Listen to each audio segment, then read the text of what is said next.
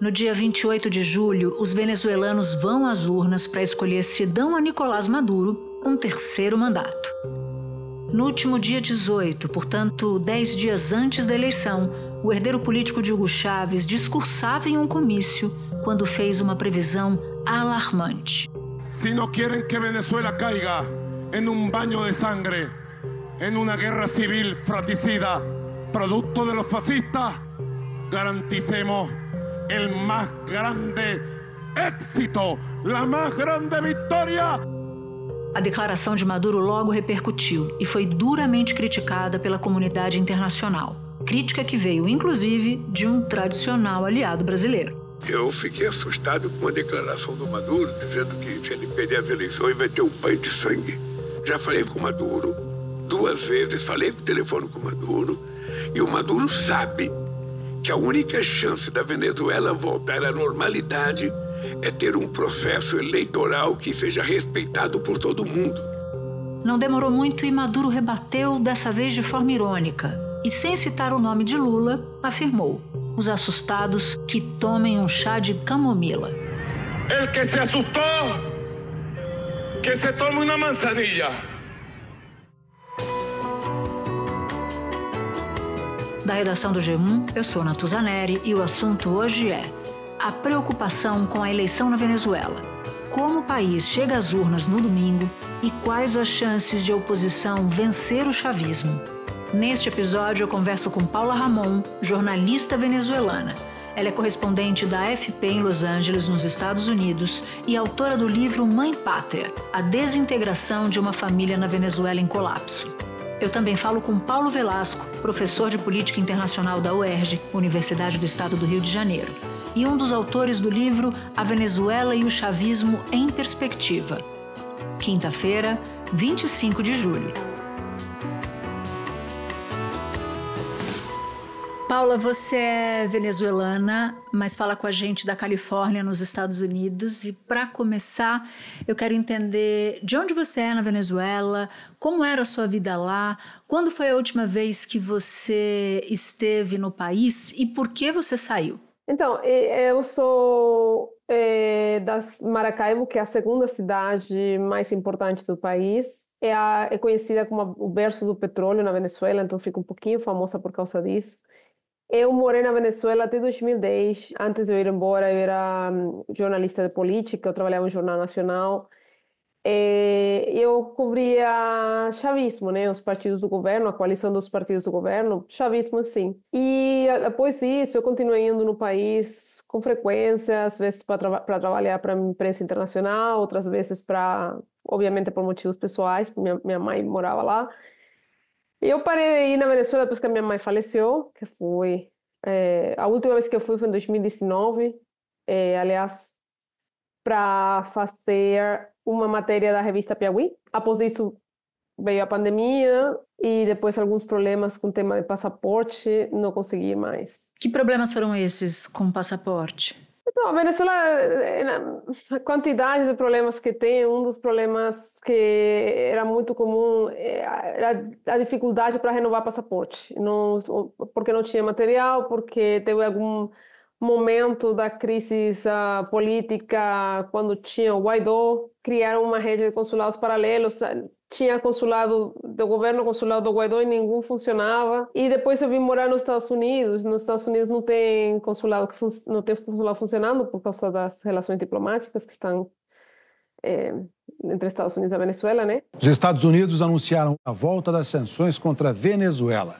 As restrições tornam ilegais negócios entre empresas americanas e a PDVSA, a petroleira estatal venezuelana. As sanções tinham sido suspensas há 6 meses como parte de um acordo que exigia garantias democráticas de Nicolás Maduro. Para você renovar um passaporte nos Estados Unidos, tem que ir para outro país, o que dá um problema. É difícil, mas finalmente eu fiz. E os seus familiares, seus amigos continuam vivendo lá? Como é que eles estão hoje? Como é o seu contato com eles? Você tem vontade de voltar no cenário de hoje para a Venezuela, mesmo que seja para visitar? Meus amigos mais próximos, a maioria foi embora. Nos últimos 10, 15 anos, a maioria foi. maioria eram jornalistas, né?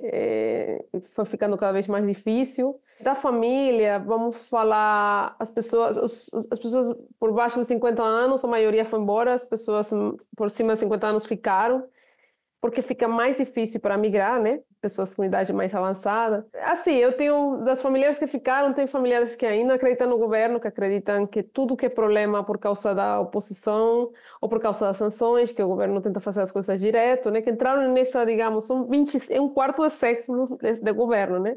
Contando Chávez e Maduro, né? Isso, contando Chávez e Maduro. Chávez ganhou a eleição em 98, a primeira eleição, né? E tem outro lado da família que basicamente não gosta do governo, detesta o governo, mas que consegue dar um jeito nesse momento graças às remessas que recebem do estrangeiro, né? Familiares que enviam dinheiro e que não é fácil migrar, né? Não todo mundo pode migrar. Então, digamos que essas pessoas ficaram porque era menos difícil ficar do que sair. Uns anos atrás a gente acompanhou bem de perto a crise humanitária por lá, que foi na esteira do colapso econômico na Venezuela, uma situação sem precedente de miséria, de fome, escassez de remédio. Que tipo de dificuldades os venezuelanos que ainda moram no país enfrentam hoje? A situação foi muito difícil, muito difícil mesmo. Especialmente após a morte do Chávez. Coincidencialmente após a morte do Chávez, porque não foi porque o Chávez morreu que a situação piorou. Hugo Chávez não resistiu à infecção respiratória que piorou o estado de saúde dele depois da 4ª cirurgia contra o câncer. Ele foi operado em Cuba em dezembro de 2012. Até chegar a pandemia, a situação foi realmente dramática no sentido da escassez de alimentos, que você está mencionando, a escassez de absolutamente tudo. E a pandemia, digamos, só veio para piorar, só que num contexto de um país que já estava fechado para o mundo, que você não tem informação oficial do que está acontecendo. Então, assim, foi uma situação, digamos, que só piorou, que já era bastante insustentável. Pois é, são vários fatores iniciados no governo do tenente-coronel Hugo Chávez, mas ultraturbinados por seu sucessor, Nicolás Maduro. Inflação descontrolada, pobreza em disparada, autoritarismo crescente, perseguição política, desabastecimento de alimentos e medicamentos, negacionismo perante os graves problemas que assolam o país, entre vários outros. O número de venezuelanos que fogem do regime de Nicolás Maduro em busca de um refúgio passou de 6 milhões. Isso equivale a 20% da população da Venezuela. Após a pandemia, algumas coisas, eu gosto de falar que parou de piorar, o que já é uma automática melhora, né? E parou de piorar porque houve algumas flexibilizações do governo no sentido de dolarizar a economia, que o dólar é a moeda de fato que o povo utiliza. O governo aceitou isso, então acabou com o controle de câmbio, né? E graças às remessas, você tem milhões de pessoas fora do país. A maioria funciona graças às remessas, por causa da dolarização também, por causa de algumas flexibilizações econômicas. Os alimentos voltaram, os produtos de primeira necessidade voltaram. Então, assim, quem tem acesso ao dólar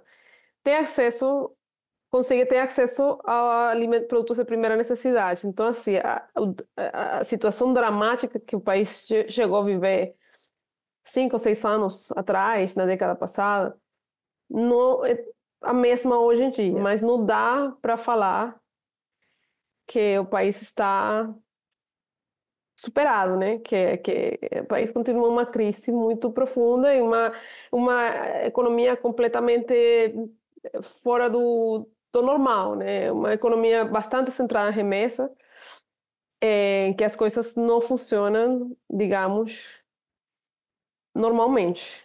Agora, você chegou a dizer que as mudanças começaram a ficar muito nítidas após a morte do Chávez, mas ressalvou que não foi por causa da morte do Chávez que tudo começou a piorar. E me veio à cabeça, você sendo uma jornalista de política, uma pergunta: quais as diferenças entre o Hugo Chávez e o Nicolás Maduro, na sua avaliação? São pessoas bastante diferentes. Só de cara você consegue ver que o Maduro não tem o carisma que o Chávez tinha, que parte do apelo do Chávez era o carisma que ele tinha, a conexão que ele tinha. Agora você vê aqui nos Estados Unidos, por exemplo, o debate em torno a Trump como uma deidade quase, uma coisa mística. Chávez tinha isso, Chávez tinha uma conexão quase mística com as pessoas. Maduro não tem isso, ele tem tentado imitar o estilo popular, digamos, do Chávez, mas no caso do Chávez era além do estilo, era uma coisa que realmente a pessoa sentia real, o povo sentia, a pessoa chorava nos eventos do Chávez, ficavam horas olhando para ele. Era uma coisa que o povo realmente se sentia, digamos, escutado pelo Chávez. Isso é uma conexão que Maduro não tem. O Maduro é visto também como protegido por um entorno muito forte de segurança, né? Que o Chávez tinha, claro que tinha, mas as pessoas não sentiam essa distância. Digamos que o estilo do Chávez era apertava e soltava. O Maduro apreta e continua apretando mais e não solta. O Tribunal Penal Internacional de Haia, na Holanda, investiga o governo Maduro por crimes contra a humanidade. Busca identificar os responsáveis. O promotor do tribunal afirma que o governo perseguiu, prendeu e torturou milhares de opositores desde 2017. Vamos agora falar dessa eleição do próximo domingo, porque ela está sendo tratada como uma eleição, Paula, diferente das outras. Institutos de pesquisa sugerem que a oposição pode sair vencedora. É de fato diferente, com tudo que você sabe que vem de lá? Alguma coisa aconteceu para tornar essa eleição diferente? Porque me impressionou a declaração do Maduro dizendo que haveria um banho de sangue se ele não fosse vencedor. Para ele falar isso é porque ele está com muito medo de ser derrotado, porque senão não faria sentido ele dizer e fazer essa ameaça publicamente. A Venezuela tem tido muitas eleições nos últimos 25 anos. Há sinais de que o governo está preocupado nessa eleição, há sinais diferentes desse processo com outros.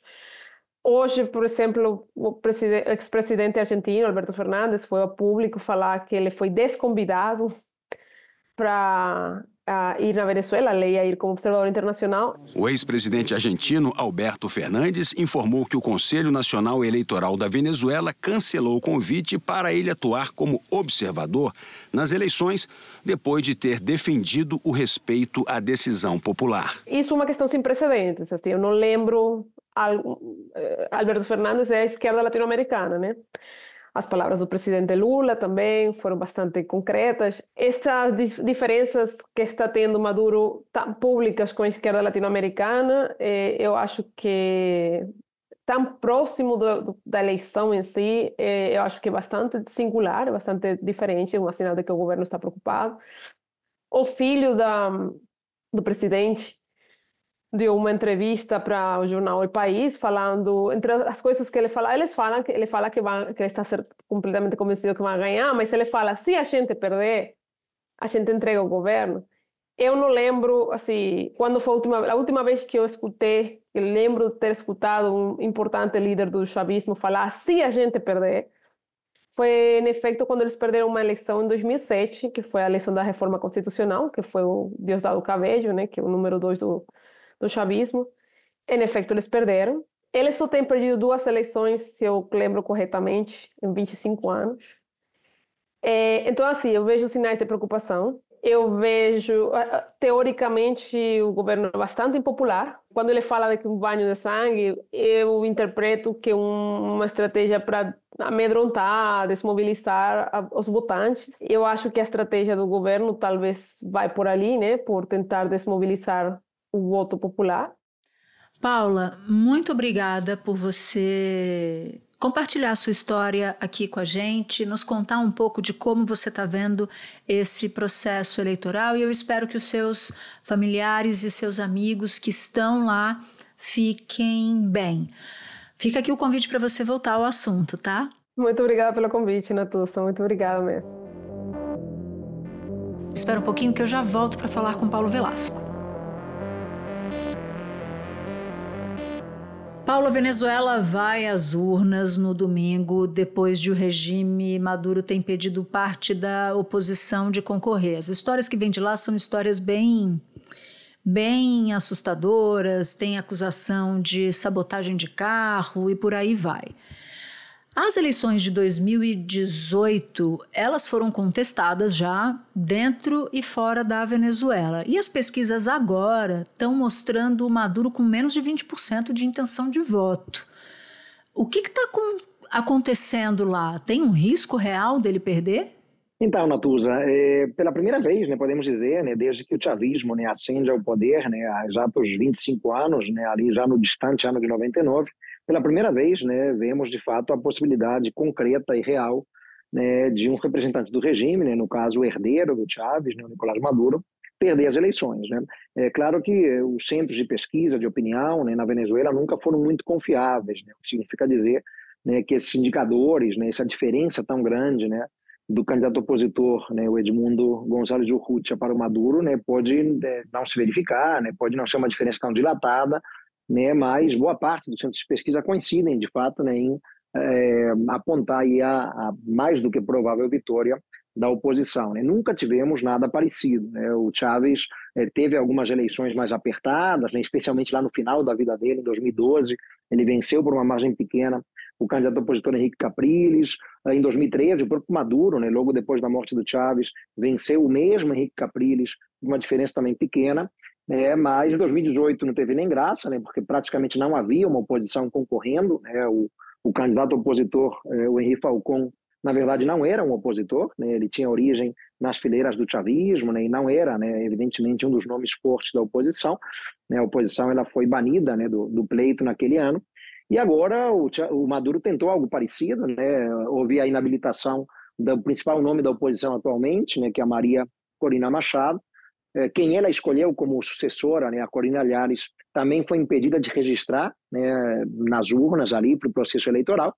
E temos um terceiro nome, que é o Edmundo González, um diplomata venezuelano, mas que conta com todo o apoio de uma oposição que a esta altura parece mais unida do que em outros momentos. Então, eu diria que sim, temos uma chance real, efetiva, de vermos uma derrota aí pela primeira vez do chavismo nas urnas. Maria Corina Machado denunciou um atentado contra a equipe dela. 2 carros usados pela campanha foram vandalizados.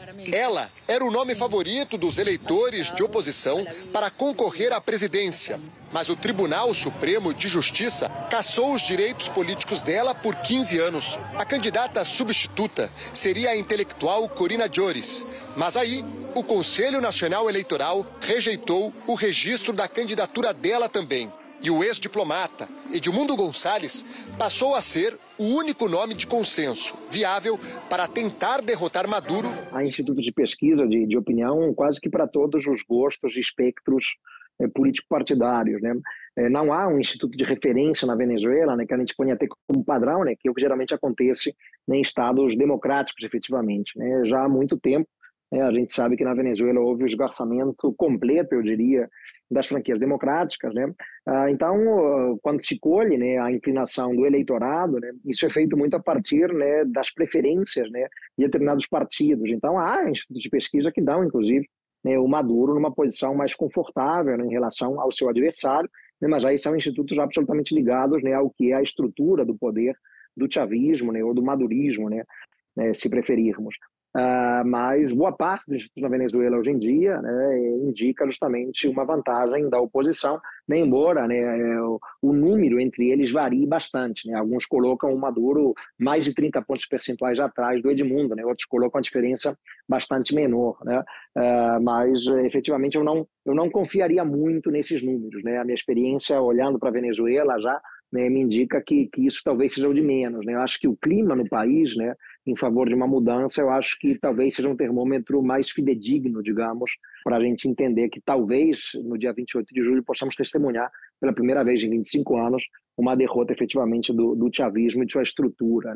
E o que acontece se Maduro for derrotado, se o chavismo for derrotado? Então, essa é a grande interrogação que está na cabeça de todos que olhamos para a Venezuela já há muito tempo. É uma preocupação, eu diria. Eu entendo que a disputa política na Venezuela não vai se encerrar, infelizmente, no dia 28 de julho, né? Independentemente de quem ganhe, né? Ganhe o Maduro ou ganhe a oposição, né? Eu acho que não teremos ali o ponto final de uma disputa política, né? Que pode se estender ainda por dias, semanas, né? Ou quiçá meses.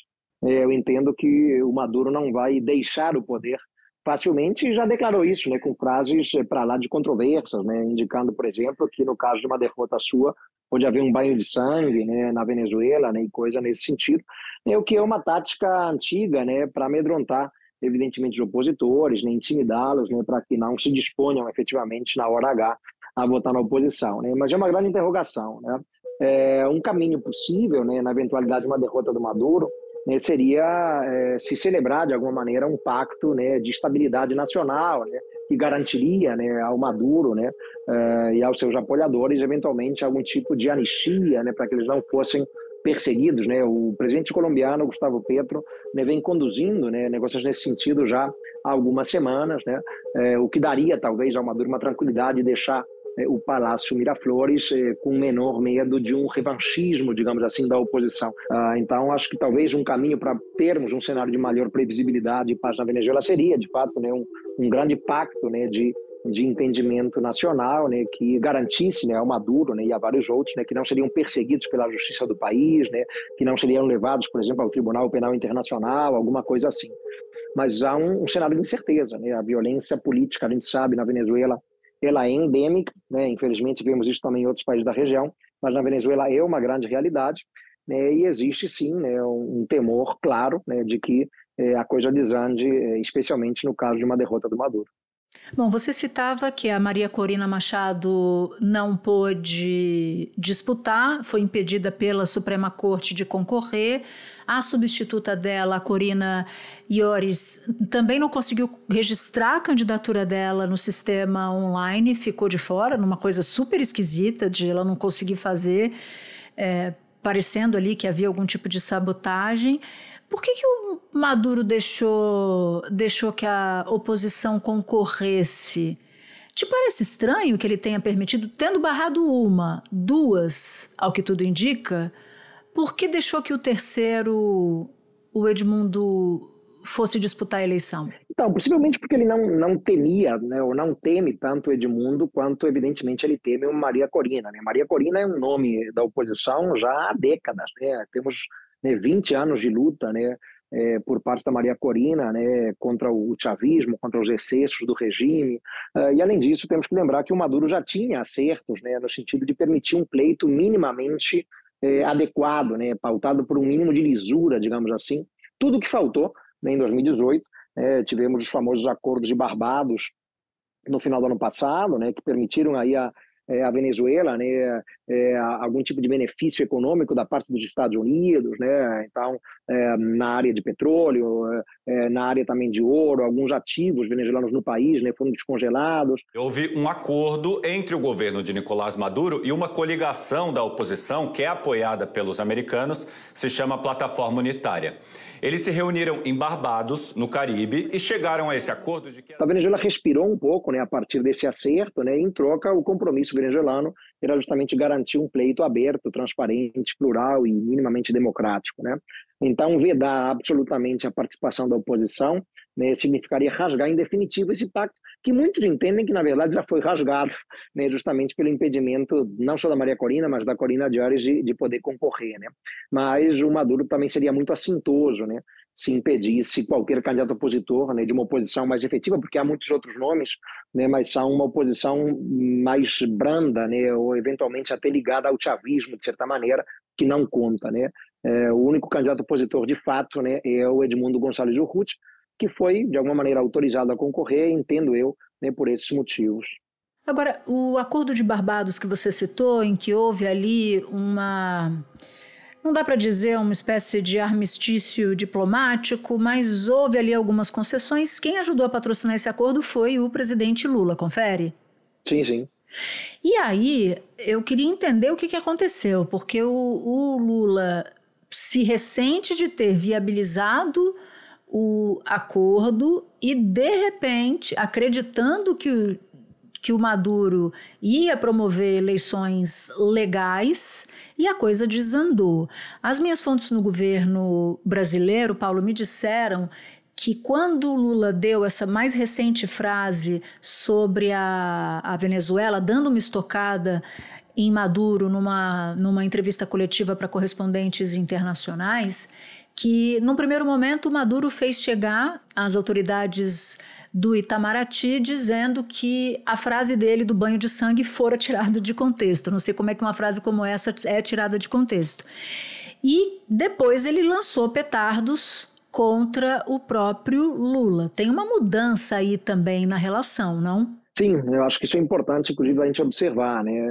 Há um esfriamento, né, nesse relacionamento Brasília-Caracas, Lula-Maduro nos últimos meses, né? Sempre vimos, na verdade, o Lula muito condescendente, né, com o chavismo, com o madurismo.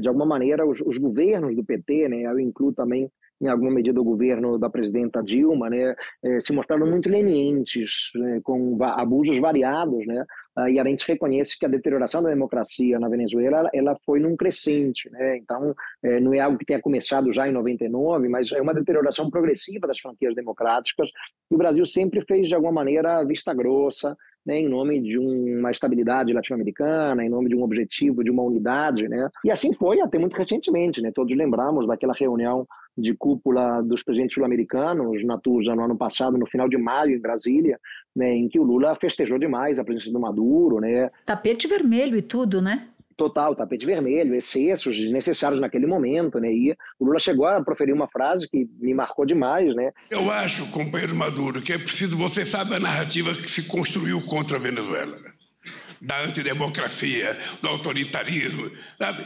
Então eu acho que cabe à Venezuela mostrar a sua narrativa para que possa efetivamente fazer pessoas mudar de opinião. E eu acho que por tudo que nós conversamos, a sua narrativa vai ser infinitamente melhor do que a narrativa que eles têm contado contra você. O Lula foi muito feliz com aquela declaração, mas tudo em nome de uma amizade, né, de uma proximidade com o Maduro, com o chavismo, né, muito certamente por conta da relação que ele tinha com o velho, né, Hugo Chávez, né, menos com o Maduro e mais com o próprio Chávez, né, falecido no início de 2013. Mas a gente percebe nos últimos meses que os desencontros eles são mais visíveis. O Maduro parece ter ficado incomodado, né, com algumas declarações do Lula, logo depois desse episódio Natuza da Corina de Ares não ter conseguido se registrar, né, o Lula demonstrou alguma preocupação ali, né, achou aquilo estranho, né, e começou a elevar um pouco o tom das críticas, né. O presidente Lula se manifestou contrário ao impedimento da candidatura nas eleições venezuelanas de Corina Lloris, opositora de Maduro. O presidente afirmou que é um ato considerado grave. E a gente, conhecendo Maduro, a gente sabe que ele não deixa barato, né, e começou a haver um certo fogo cruzado, o que é ruim, eu diria, para as relações bilaterais, mas para a estabilidade sul-americana também. Eu queria até entrar nisso com você, mas teve um outro turning point na relação dos dois, que foi quando Maduro anunciou que ia anexar o território de Essequibo, na Guiana. E o governo brasileiro ficou uma arara com aquilo, né? Então ali a coisa também já desandou um pouquinho mais. Os venezuelanos aprovaram em referendo a anexação de parte do território do país vizinho, a Guiana. Cerca de 95% dos eleitores concordaram com a criação de um novo estado, em Essequibo, uma área que está em disputa entre Venezuela e Guiana já há quase 200 anos. No Palácio do Itamaraty, em Brasília, o empenho é para que prevaleça a posição divulgada pela Embaixada da Venezuela no Brasil. Do lado brasileiro, o Ministério da Defesa chegou a reforçar a presença militar na fronteira, em Pacaraima, município ao norte do estado de Roraima. Só tem uma coisa que a América do Sul não está precisando agora, é de confusão. Então eu espero que o bom senso prevaleça. Mas entrando nesse ponto que você falou, né, do que se perde nessa relação estremecida, conta pra gente um pouquinho do que você está falando. O Brasil, ele, por ser o maior país da sua região, Natuza, né, o Brasil sempre zela muito pelo equilíbrio regional, pela estabilidade regional. Né? Por isso, inclusive, né, o ponto que você levantou, né, qualquer ator, né, do entorno, né, que o Brasil entenda, né, que está caminhando na contramão da estabilidade, né, que está incitando alguma forma de desequilíbrio, né, isso provoca reações e o Brasil rejeita. Né? É o caso da Venezuela com o tema do Essequibo, que é um tema histórico, né, mas que não faz nenhum sentido essa altura do campeonato. né, o Maduro fazer rufar os tambores da guerra na América do Sul no século XXI, né? Então é algo que incomodou o governo brasileiro, né? E inclusive o Lula deslocou aí o seu chanceler, o Mauro Vieira, para participar de entendimentos, para tentar, né, intermediar ali junto à CELAC um equilíbrio na relação, né, entre Venezuela e Guiana, né? Mas além disso, né, a gente entende que a relação do Brasil com a Venezuela, Natuza, é uma relação importante, né? Chegamos a ter um comércio ali em meados dos anos 2000, né, da ordem de 6, 7 bilhões de dólares, né, um comércio muito importante, né, perto do que temos hoje, que não é praticamente nada, né. O Brasil patrocinou a entrada da Venezuela no Mercosul, né, que se efetivou em 2012. Temos uma fronteira complicada, porque é uma fronteira amazônica, né, então é sempre de difícil monitoramento, fiscalização, né, a fronteira ali por Roraima. Entre 2014 e 2015, o número crescente de venezuelanos começou a cruzar a fronteira norte do Brasil pelo estado de Roraima. No começo, muita gente vinha só para comprar alimentos ou outros itens básicos que estavam ficando cada vez mais escassos na Venezuela, onde se aprofundava a hiperinflação e o desabastecimento. Mas você sabia que hoje o Brasil é o terceiro país com a maior população venezuelana na região? Todos passamos a conhecer, né, a cidade de Pacaraima, né, porque se tornou, né, palco, né, para essa travessia, muitas vezes complicada, de venezuelanos, né, e há, claro, o compartilhamento de interesses de ordem política variados, né, na própria questão da Amazônia, né, desenvolvimento sustentável. No ano passado tivemos a cúpula de Belém, né, da OTCA, né, que é a Organização do Tratado de Cooperação Amazônica. A Venezuela faz parte dessa organização. Então, são muitos vínculos que nos unem, né? Então, começar a haver ruído nas relações Brasília-Caracas é algo que vai na contramão dos interesses brasileiros, né? E pode, inclusive, também, né, criar algum tipo de instabilidade para toda a região, né? O Brasil, eu sempre digo, Natuza, uma espécie de síndico, né, em sua região, né? Ou gosta de ser o síndico na região, né? Então, quando qualquer condômino, né, começa a criar problemas, né, isso incomoda muito a diplomacia brasileira, né? Causa alguma forma de desconcerto, e é isso um pouco que temos visto, né, nessas posições controversas do Maduro, né, há tão pouco tempo das eleições, né, que vamos realizar no próximo dia 28 agora. Paulo, muito obrigada. Bom ouvir sua análise sobre essa eleição. Estou te esperando aqui outras vezes já, tá? Um prazer, Natuza, conversar contigo sempre, né? Fico à disposição. Um abraço. Para você que ouviu o episódio até aqui, eu vou te fazer um convite. Participar do canal do G1 no WhatsApp. Por lá você pode ativar as notificações e receber as principais notícias do dia direto no seu celular. Este foi o Assunto, podcast diário disponível no G1, no YouTube ou na sua plataforma de áudio preferida. Comigo na equipe do Assunto estão Mônica Mariotti, Amanda Polato, Carol Lorenzetti, Luiz Felipe Silva, Tiago Kazuroski e Gabriel de Campos. Neste episódio colaborou também Sara Rezende. Eu sou Natuza Neri e fico por aqui. Até o próximo assunto.